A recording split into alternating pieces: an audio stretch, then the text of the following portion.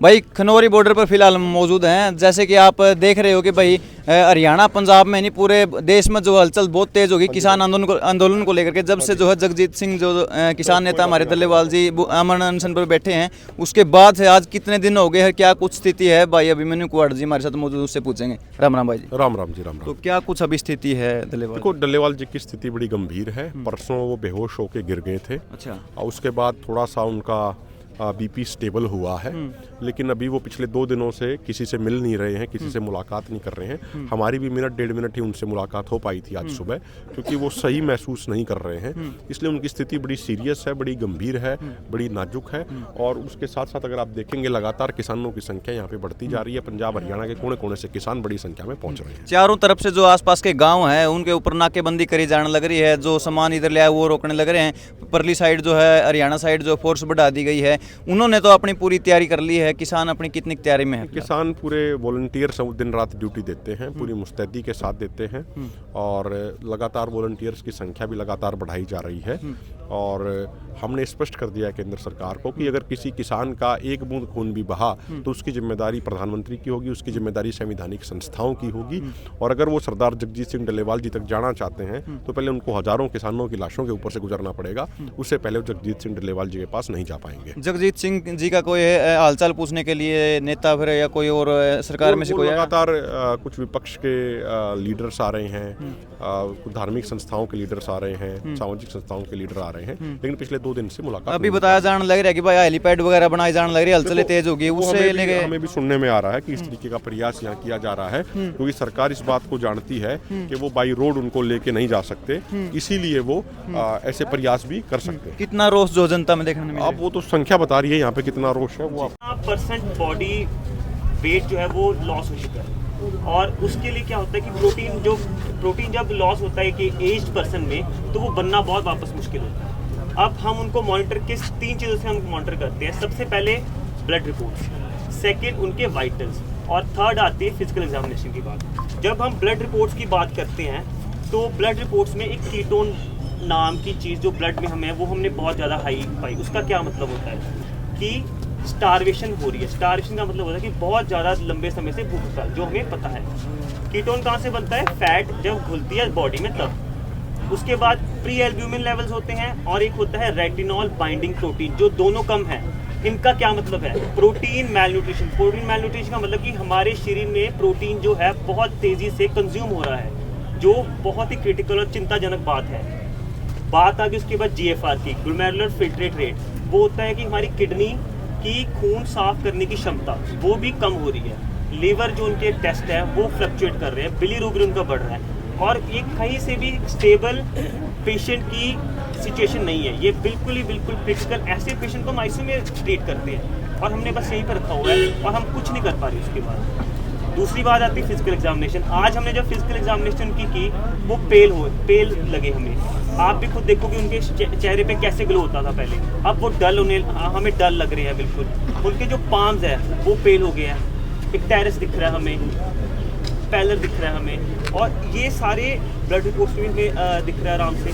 Vitals में BP हम check करते हैं, ऑक्सीजन सैचुरेशन चेक करते हैं, फिर उसके बाद टेम्परेचर चेक करते हैं, वेट चेक करते हैं, और ये सब इलेक्ट्रोलाइट इम्बैलेंस हमें साफ दिख रहे हैं इतनी देर भूख हड़ताल करने के बाद। अब इनसे क्या दिक्कत आती है? इलेक्ट्रोलाइट इम्बैलेंस से आ जाती है दिक्कत मल्टी ऑर्गन फेलियर।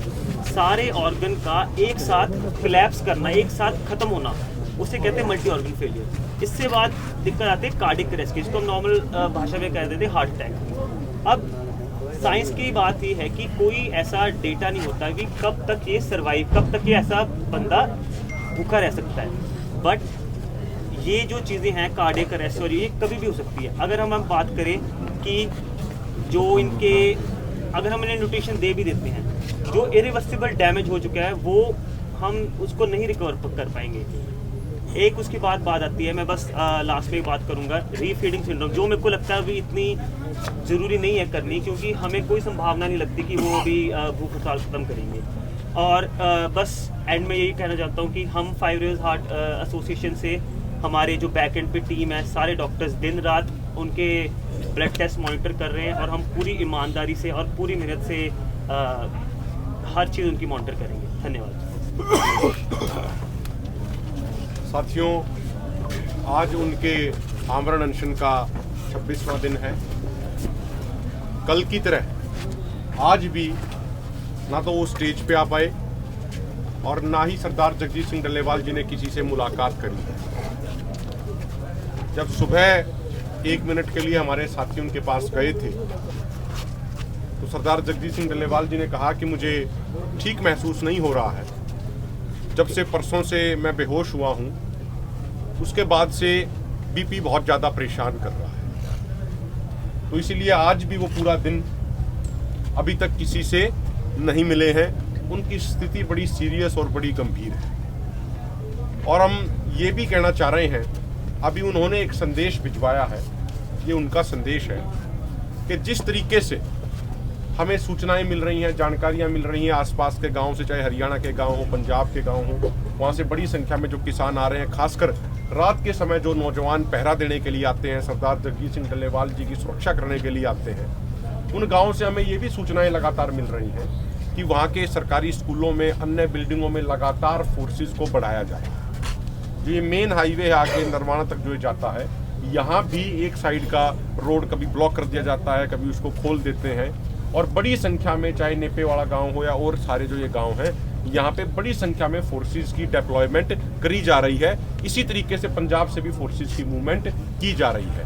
और हमें ये भी आज सूचनाएं मिली हैं कि पंजाब और हरियाणा में जो हेडक्वार्टर्स में जो एक रिजर्व फोर्स डिप्लॉय होती है, उसको भी यहाँ पे खनौरी बॉर्डर की तरफ भेजा जा रहा है। हम एक बात स्पष्ट कर देना चाह रहे हैं, जो सरदार जगजीत सिंह डल्लेवाल जी ने अपने पत्र में भी जो उन्होंने प्रधानमंत्री को लिखा था, माननीय प्रधानमंत्री जी को स्पष्ट ये बात कह दी थी कि अगर यहाँ पे किसी भी किसान का एक बूंद खून भी बहा तो उसकी जिम्मेदारी केंद्र सरकार की होगी, उसकी जिम्मेदारी संवैधानिक संस्थाओं की होगी। और ये हमारा बिल्कुल स्पष्ट संदेश है कि किसान सरदार जगजीत सिंह डल्लेवाल जी की सुरक्षा के लिए अपना खुद का जीवन कुर्बान करने के लिए, अपनी खुद की जिंदगी हम समर्पित करने के लिए पूरे तरीके से तैयार हैं। अब सरकार ये फैसला कर ले, संवैधानिक संस्थाएं फैसला कर ले कि क्या वो किसानों पे इतने बड़े स्तर पे अत्याचार करना चाह रही है या नहीं चाह रही, ये फैसला सरकार को करना है। इसके अलावा साथियों, एक चीज हमें देख के बड़ी हैरानी होती है। पिछले 2 दिन से देखें, संसद में कुछ सांसदों के बीच आपस में कुछ धक्का मुक्की होगी और किसी सांसद को 2 या 3 टांके आगे, वो पिछले 2 दिनों से आईसीयू में एडमिट है। एक बड़े रेपुटेड हॉस्पिटल के आईसीयू में वो एडमिट है और पूरा कैबिनेट, केंद्र सरकार का पूरा कैबिनेट, तमाम सीनियर मंत्री, रक्षा मंत्री, कृषि मंत्री वहां उनका हालचाल लेने के लिए लगातार जा रहे हैं। लाइनें लगी हुई हैं उन 2 सांसदों का हालचाल पूछने के लिए। लेकिन वहीं दूसरी तरफ पूरे देश का पेट भरने वाले अन्नदाता किसान नेता, बहुत सीनियर किसान नेता 26 दिन से भूख हड़ताल पे बैठे हैं। पानी के अलावा कुछ पिया नहीं है, कुछ खाया नहीं है। उसके बावजूद हमारी केंद्र सरकार और खासकर हमारे कृषि मंत्री जी के पास इतना समय नहीं है कि वो किसानों की बातों को सुन ले। हम ये सरकार को स्पष्ट कहना चाह रहे हैं कि सरकार किसानों के खून को, किसानों की जिंदगियों को इतना सस्ता मापने की गलती ना करे। यही वो देश है जिसने जय जवान जय किसान का नारा दिया है। तो ये बड़ी हैरानी होती है ये चीजें देख के कि अन्नदाता किसान की सरकार को कोई परवाह नहीं, और 2 टाके जिसको आगे उससे मिलने के लिए पूरा कैबिनेट जा रहा है। तो सरकार को भी अपना आत्मचिंतन, आत्म मंथन करना चाहिए। पूरा देश देख रहा है इन सारी चीजों को। सरकार की जो मौजूदा जो स्थिति है, जो सरकार कर रही है, पूरा देश, पूरी दुनिया उसको देख रही है। मैं निवेदन करूंगा सुखजिंदर सिंह खोसा जी, वो अपनी बात रखें। ਸਤਿਕਾਰਯੋਗ ਪ੍ਰੈਸ ਵਾਲੇ ਵੀਰੋ ਤੇ ਸਾਡੇ ਸੁਣਨ ਵਾਲੇ ਦੋਸਤੋ, ਵਾਹਿਗੁਰੂ ਜੀ ਕਾ ਖਾਲਸਾ, ਵਾਹਿਗੁਰੂ ਜੀ ਕੀ ਫਤਿਹ। ਆਪ ਸਭ ਭਲੀ ਭਾਂਤ ਜਾਣਦੇ ਹੋ ਕਿ ਜਿਹੜਾ ਆਪਣਾ ਸੰਘਰਸ਼ ਚੱਲਦਾ ਬੜਾ ਪੀਸਫੁਲ ਚੱਲ ਰਿਹਾ। ਜੇ ਮੈਂ ਅੱਜ ਦੀ ਗੱਲ ਕਰਾਂ, ਕਿਉਂਕਿ ਸਾਡੇ ਗੁਰੂ ਸਾਹਿਬਾਨ ਧਰਮ ਰੱਖਿਆ ਦੀ ਖਾਤਰ, ਪਰਉਪਕਾਰ ਦੀ ਖਾਤਰ ਵੱਡੀਆਂ ਵੱਡੀਆਂ ਕੁਰਬਾਨੀਆਂ ਕਰਕੇ ਗਏ ਨੇ। ਜਿੱਥੇ ਅੱਜ ਸਾਹਿਬਜ਼ਾਦਿਆਂ ਦੇ ਸ਼ਹੀਦੀ ਦਿਹਾੜੇ ਚੱਲ ਰਹੇ ਨੇ, ਕਿਉਂਕਿ ਆਪਾਂ ਸਾਰੇ ਜਾਣੇ ਉੱਥੇ ਬੜੀ ਵੱਡੀ ਤਾਦਾਦ ਦੇ ਵਿੱਚ ਸ਼ਰਧਾ ਲੈ ਕੇ ਜਾਂਦੇ ਆ। ਇਹ ਦਿਲ ਨੂੰ ਆਪਾਂ ਜਿਵੇਂ ਨਿੱਕੀਆਂ ਜਿੰਦਾਂ ਵੱਡੇ ਸਾਕੇ ਕਰਕੇ ਗਈਆਂ ਨੇ। ਇਸ ਕਰਕੇ ਇਸ ਮੰਚ ਤੋਂ ਅਸੀਂ ਦੱਸਣਾ ਵੀ ਚਾਹੁੰਦੇ ਹਾਂ, ਜਿਸ ਤਰ੍ਹਾਂ ਐਡਾ ਵੱਡਾ ਮਹਾਨ ਉੱਥੇ ਆਪਣੇ ਸਰਹੰਦ ਵਿਖੇ ਚਮਕੌਰ ਸਾਹਿਬ ਵਿਖੇ ਵੀ ਉਹਨਾਂ ਦੇ ਅਸਥਾਨਾਂ ਦੇ ਭਾਰੀ ਮਤਲਬ ਆਪਾਂ ਦਿਨ ਮਨਾ ਰਹੇ ਹਾਂ, ਇਸੇ ਤਰ੍ਹਾਂ ਹੀ ਜਿਹੜਾ ਅੱਜ ਇੱਥੇ ਸੰਘਰਸ਼ ਆ ਆਪਾਂ ਨੂੰ ਵੀ ਉਹਨਾਂ ਦੀ ਸੋਚ ਲੈ ਕੇ ਚੱਲਣਾ ਚਾਹੀਦਾ ਵੀ ਅਸੀਂ ਵੀ ਇੱਕ ਜਿਹੜੀ ਇਹ ਲੜਾਈ ਲੜ ਰਹੇ ਹਾਂ ਸਾਡੇ ਦੱਸੇ ਹੋਏ ਗੁਰੂ ਸਾਹਿਬਾਨਾਂ ਦੇ ਸਿਧਾਂਤਾਂ ਤੇ ਲੜ ਰਹੇ ਹਾਂ, ਨਾ ਕਿ ਇਕੱਲੀ ਕਿਸਾਨੀ ਦੀ ਲੜਾਈ ਆ, ਨਾ ਕਿਸੇ ਜਾਤ ਪਾਤ ਦੀ ਲੜਾਈ ਆ, ਨਾ ਕਿਸੇ ਮਜ਼ਹਬ ਦੀ ਲੜਾਈ ਆ। ਕਿਸਾਨ ਵੀਰੋ ਲੜਾਈ ਆਪਣੀ ਏਕੇ ਦੀ ਲੜਾਈ ਆ ਸਾਰਿਆਂ ਦੀ। ਇੱਥੇ ਜਿਵੇਂ ਆਪਾਂ ਨੂੰ ਗੁਰੂ ਸਾਹਿਬਾਨ ਰਸਤਾ ਦੱਸ ਕੇ ਗਏ ਆ, ਮੈਂ ਆਣਾ ਵੀ ਆਪਾਂ ਵੀ ਉਸੇ ਰਸਤੇ ਤੇ ਚੱਲ ਕੇ ਇੱਕ ਵੱਡੀ ਜਿੱਤ ਪ੍ਰਾਪਤ ਕਰਾਂਗੇ ਤਾਂ ਜੋ ਕਿ ਲੋਕਾਂ ਨੂੰ ਪਤਾ ਲੱਗ ਜਾਵੇ ਕਿ ਇਹਨਾਂ ਸ਼ਹੀਦੀ ਦਿਹਾੜਿਆਂ ਦੇ ਵਿੱਚ ਕਿਸਾਨਾਂ ਦੀ ਵੀ ਇੱਕ ਵੱਡੀ ਸਫਲਤਾ ਮਿਲੀ ਆ। ਤੇ ਆਪਾਂ ਸਾਰੇ ਜਾਣੇ ਗੁਰੂ ਘਰਾਂ ਦੇ ਵਿੱਚ ਅਰਦਾਸ ਕਰੀਏ ਕਿ ਜਿਹੜਾ ਸਾਡਾ ਮੋਰਚਾ ਤੇ ਸਰਦਾਰ ਜੀਤ ਸਿੰਘ ਜੀ ਡੱਲੇਵਾਲ ਜਿਨ੍ਹਾਂ ਦੀ ਸਿਹਤ ਦੀ ਕਾਮਯਾਬੀ ਉਸ ਵਾਹਿਗੁਰੂ ਦੇ ਹੱਥ ਵਿੱਚ ਆ, ਸਾਰੇ ਪਰ ਲੈ ਕੇ ਆਪਾਂ ਜਿੱਤ ਵੱਲ ਵਧੀਏ। ਵਾਹਿਗੁਰੂ ਜੀ ਕਾ ਖਾਲਸਾ ਵਾਹਿਗੁਰੂ ਜੀ ਕੀ ਫਤਿਹ। मैं निवेदन करूंगा लखविंदर सिंह ओलख जी, उसके बाद रणजीत फूल।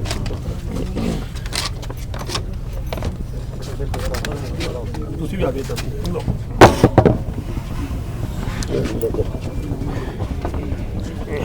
चलो जी।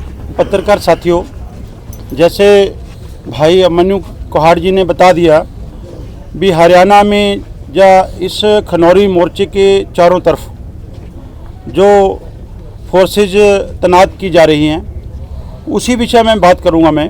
हमारे दो पत्रकार साथी, मैं नाम भी ले दूंगा, हमारा भाई विक्की और कमल, ये दोनों खड़क जो गांव है, खड़क पांडवा बोलते हैं, खड़क गांव है, यहाँ से कलायत उपमंडल में पड़ता है, कैथल ज़िले का 10 किलोमीटर दूर है।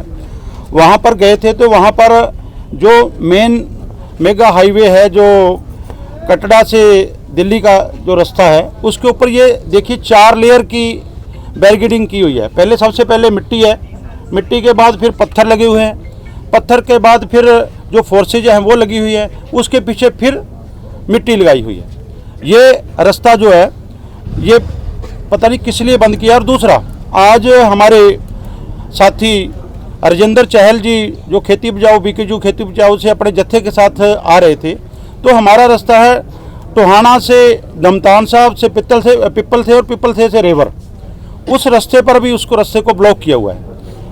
हरियाणा की बीजेपी सरकार ने पूरा जोर लगा रखा है भी हरियाणा की जो किसान मजदूर साथी हैं वो इस मोर्चे पे ना पहुंच के, चारों तरफ से वो रास्ते रोके गए हैं, घरों में जा रहे हैं, टेलीफोन कर रहे हैं, जो साथी आते हैं कुछ सेवा लेके आते हैं उनको रोका जाता था, जब ट्रैक्टर मार्च था तब भी फ़ोन किए गए।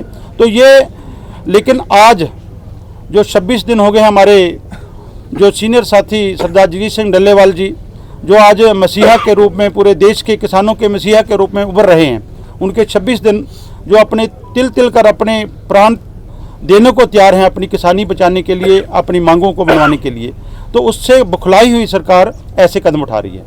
तो एक दूजी ਤੁਹਾਡੇ पत्रकार साथियों के माध्यम राही मैं ਸਾਡੇ ਸਾਰੇ ਧਰਮਾਂ ਦੇ ਆਗੂ ਸਾਹਿਬਾਨਾਂ ਨੂੰ ਬੇਨਤੀ ਕਰਦਾ, ਜਿਵੇਂ ਪਹਿਲੋਂ ਅਰਦਾਸਾਂ ਕੀਤੀਆਂ ਸੀ ਸਾਰੇ ਧਰਮਾਂ ਦੇ ਸਾਰੇ ਸਾਥੀਆਂ ਨੇ ਗੁਰੂ ਘਰਾਂ 'ਚ ਮੰਦਿਰ 'ਚ ਸਾਰੀ ਜਗ੍ਹਾ ਤੇ ਅਰਦਾਸਾਂ ਬੇਨਤੀਆਂ ਕੀਤੀਆਂ ਸੀ, ਉਵੇਂ ਸ਼ਹੀਦੀ ਦਿਹਾੜੇ ਆ ਰਿਹਾ।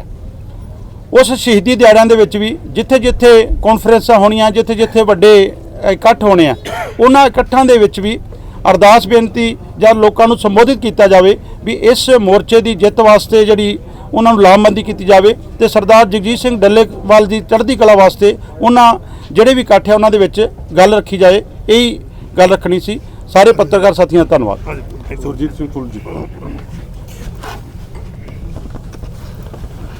ਸਾਥੀਓ, ਜਿਵੇਂ ਤੁਹਾਨੂੰ ਪਤਾ ਵੀ ਕੱਲ੍ਹ ਸੁਪਰੀਮ ਕੋਰਟ ਦੇ ਵਿੱਚ ਇਸ ਕੇਸ ਦੀ ਸੁਣਵਾਈ ਹੋਈ ਹੈ ਤੇ ਸੁਪਰੀਮ ਕੋਰਟ ਨੇ ਪੰਜਾਬ ਸਰਕਾਰ ਨੂੰ ਹਦਾਇਤ ਕੀਤੀ ਹੈ ਵੀ ਉਹ ਜਿੱਥੇ ਆਪਣਾ ਡਲਿਆਲ ਸਾਹਿਬ ਦਾ ਕੈਬਨ ਹੈ ਉਹਦੇ ਲਾਗੇ ਕੋਈ ਅਸਥਾਈ ਹਸਪਤਾਲ ਕਾਇਮ ਕੀਤਾ ਜਾਵੇ।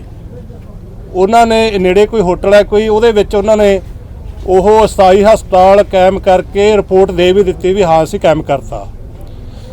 ਅਸੀਂ ਕੱਲ੍ਹ ਸਾਡੀ ਮੀਟਿੰਗ ਹੋਈ ਆ ਦੋਨੇ ਫੋਰਮਾਂ ਦੀ, ਉਹਦੇ ਵਿੱਚ ਇਹ ਜਿਹੜਾ ਅਸਥਾਈ ਹਸਪਤਾਲ ਕਾਇਮ ਕਰਨ ਵਾਲਾ ਜਿਹੜਾ ਸਵਾਲ ਹੈ ਇਹਦੇ 'ਤੇ ਗੰਭੀਰ ਚਰਚਾ ਕਰਕੇ ਅਸੀਂ ਸੈਂਟਰ ਸਰਕਾਰ ਨੂੰ ਵੀ ਸਾਡੀ ਇਹ ਵਾਰਨਿੰਗ ਹੈ ਹਰਿਆਣੇ ਪੁਲਿਸ ਨੂੰ ਵੀ ਵਾਰਨਿੰਗ ਹੈ ਵੀ ਜੇ ਉਹ ਸਮਝਦੇ ਆ ਵੀ ਅਸੀਂ ਦੂਰ ਤਾਂ ਸਾਨੂੰ ਲਿਜਾਣ ਨਹੀਂ ਦੇਣਾ, ਡੱਲੇਵਾਲ ਸਾਹਿਬ ਨੂੰ ਇੱਥੇ ਸਾਡਾ ਪਹਿਰੇਦਾਰੀ ਹੈਗੀ ਆ, ਸਾਡੀ ਵਲੰਟੀਅਰ ਫੋਰਸ ਤਾਇਨਾਤ ਕੀਤੀ ਹੈ ਵੀ ਨੇੜੇ ਚੱਕ ਕੇ ਉਹਨਾਂ ਦੇ ਡਰਿੱਪਾਂ ਲਾ ਦਿਆਂਗੇ ਜਾਂ ਉਹਨਾਂ ਦੀ ਇੱਛਾ ਦੇ ਉਲਟ ਲੈ ਜਾਾਂਗੇ। ਇਹ ਉਹਨਾਂ ਦਾ ਭਰਮ ਹੈ। ਜੇ ਇਹੋ ਜਿਹਾ ਉਹਨਾਂ ਨੇ ਕੋਈ ਯਤਨ ਕੀਤਾ ਤਾਂ ਇੱਥੇ ਐ ਸਮਝ ਲਓ ਵੀ ਜਿਹੜੀ ਵਲੰਟੀਅਰ ਫੋਰਸ 24 ਘੰਟੇ ਰਾਤ ਨੂੰ ਵੀ ਤਾਇਨਾਤ ਰਹਿੰਦੀ ਹੈ।